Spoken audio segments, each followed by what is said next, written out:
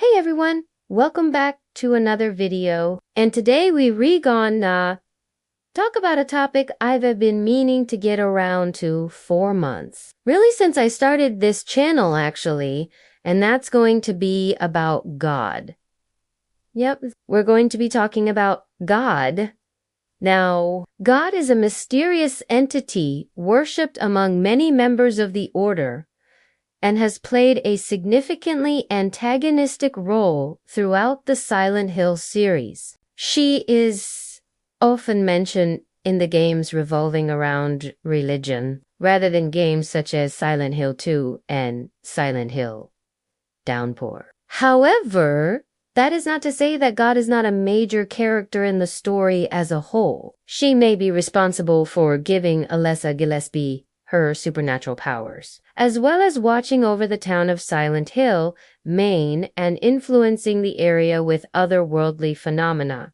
However, it remains a mystery to how far God's role extends, and if she truly exists. James Sunderland in Silent Hill 2 mentions that the old gods of the town have not left the place, and they still grant power to those who venerate them. It is unclear if he is including the Order's central deity as well, despite the Order using many trappings and terminology from Judeo-Christian faiths. This god does not resemble the deities of any real-world religions whatsoever within the Order's artwork.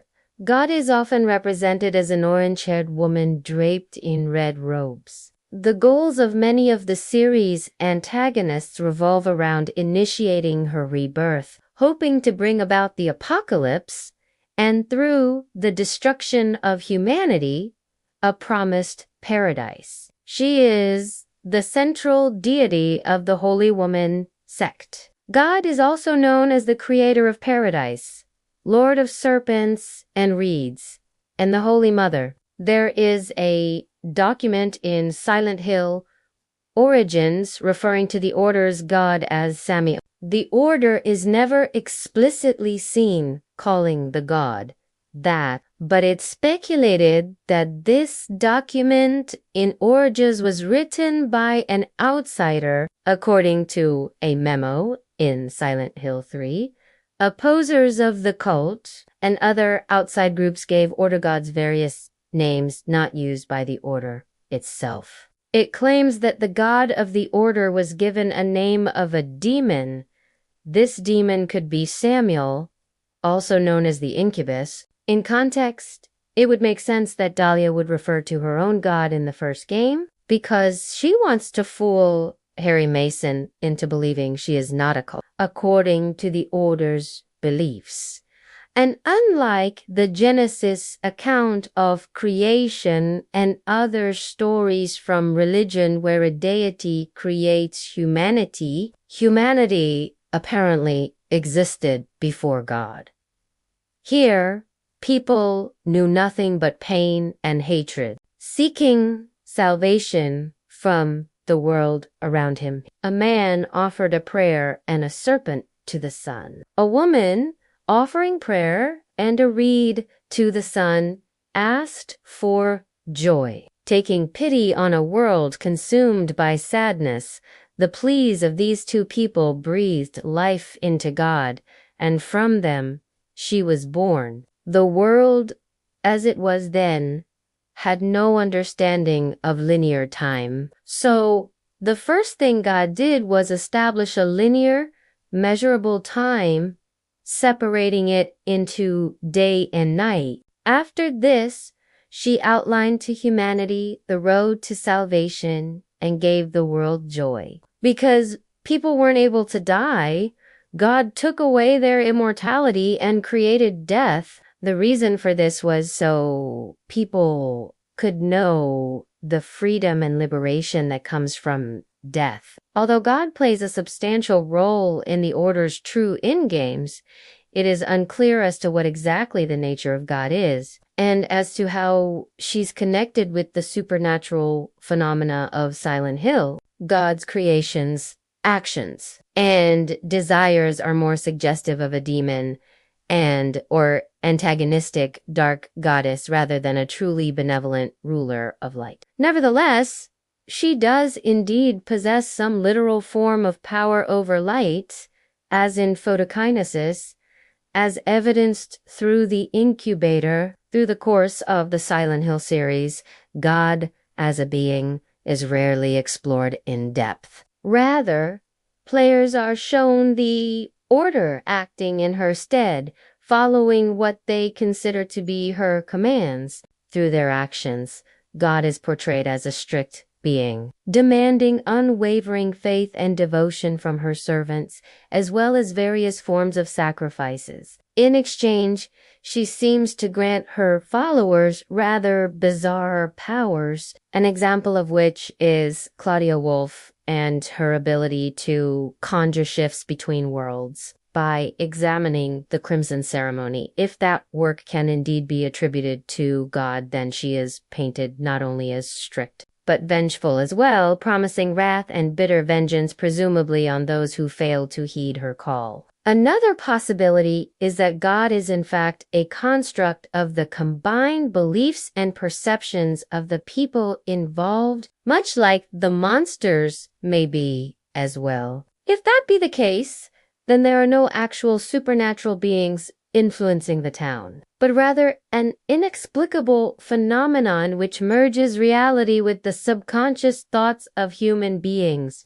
This could possibly explain why God appears as a creature which is as vulnerable to physical damage as most other monsters. In Silent Hill 3, Heather even asks Vincent Smith if God could be considered the devil, to which he responds, "Whichever you like." God seems to feed on suffering, as all of her rituals and birthing sacraments focus around both physical and mental agony. It often seems that God has little interest in preserving members of the Order unfortunate enough to be caught in the other world, given the fact that members exhibit a fear of it and the mangled bodies of Order members are not an uncommon sight. God's omnipotence may also be questioned, as all of her incarnations act no different from the other creatures that inhabit the other world. In Silent Hill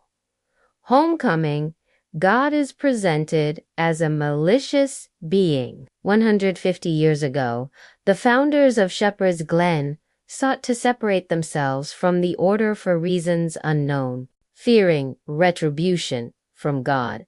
However, those four families entered into a pact with their divine patron, the Order's deity, in exchange for the life of one child from each of the four families every 50 years.